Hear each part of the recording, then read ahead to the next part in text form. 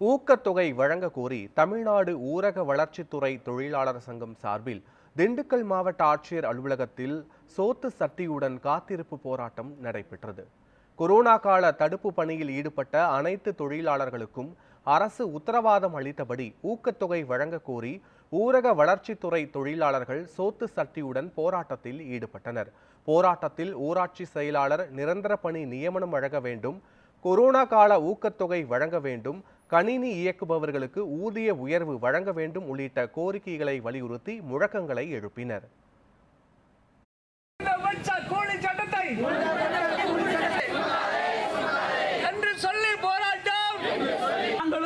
என்ற கோஷத்துடன் மக்களும் நாங்களும் வேறல்ல என்ற கோஷத்துடன் நம்முடைய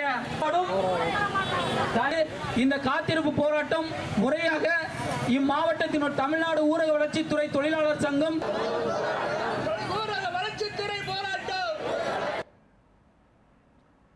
இதனிடையே இது தொடர்பாக அதிகாரிகளிடம் பலமுறை கோரிக்கை வைத்தும் தங்கள் கோரிக்கைகள் நிராகரிக்கப்படுவதாகவும் போராட்டத்தில் பங்கேற்றவர்கள் குற்றம் சாட்டினர். எனவே அதிகாரிகள் விரைந்து தங்களின் கோரிக்கைகளை நிறைவேற்ற வேண்டும் எனவும் அவர்கள் வேண்டுகோள் விடுத்துள்ளனர். தமிழ்நாடு ஊரக வளர்ச்சித்துறை தொழிலாளர்கள் சங்கம் கிராம ஊராட்சிகளில் கடைநிலையில் பணிபுரியக்கூடிய தூய்மை காவலர்கள், துப்புரவு தொழிலாளர்கள், பள்ளி சுகாதார பணியாளர்கள், கிராம ஊராட்சியில் பணிபுரியக்கூடிய மேல்நிலை தொட்டி இயக்குபவர்கள், கணினி உதவியாளர்கள், கிராம சுகாதார ஊக்குவிப்பாளர்கள், தூய்மை பாரத இயக்கத்தில் பணிபுரியக்கூடிய மாவட்ட வட்டார ஒருங்கிணைப்பாளர்கள், அனைத்து துறையில் பணிபுரியக்கூடிய அனைத்து திட்டங்களில் பணிபுரியக்கூடிய கணினி உதவியாளர்களை உள்ளடக்கி சிறப்பாக செயல்பட்டு கொண்டிருக்கிறது.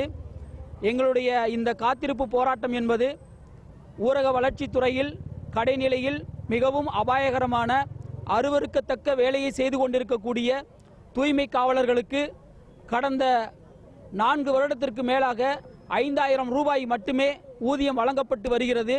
இவர்களுக்கு குறைந்தபட்ச கூலி சட்டத்தின் கீழ் 14000 ரூபாய் ஊதியம் வழங்க வேண்டும்.